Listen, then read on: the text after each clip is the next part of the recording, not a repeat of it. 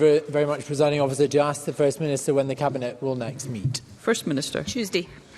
Alex Cole-Hamilton. I'm very grateful for that reply. My opposition colleagues are quite right to raise the crisis in our NHS, and Liberal Democrat research has quantified just how bad things are. Last year, we discovered that 1 in 6 people who couldn't get a GP appointment actually carried out a medical procedure on themselves or got somebody else to do it. Presiding Officer, Maria is 22 years old. She is a Ukrainian refugee who has been living in Scotland since the summer. She suffers from a hormonal thyroid condition which requires regular testing and treatment. But when she presented to her new GP, she was faced with an unexpected dilemma.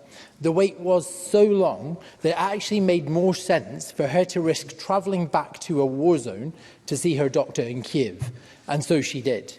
Presiding Officer, the air raid sirens, the drone strikes and cruise missile attacks of the Ukrainian capital were less daunting to Maria than the wait for treatment in Scotland's NHS. That is appalling.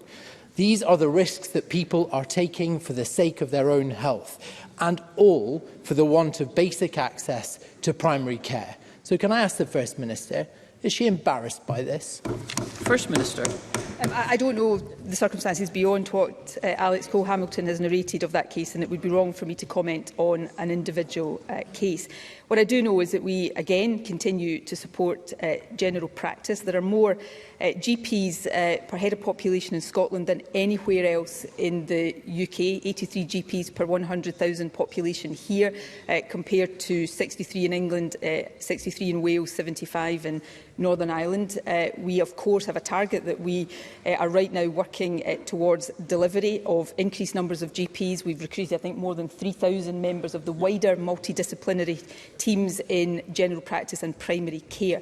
Access to GPs, like access to other parts of the health service right now, are challenging and very challenging for some patients, and we continue to work to address that, and we will continue to do that with record investment, record support for recruitment, and in partnership with those working so hard across our health service.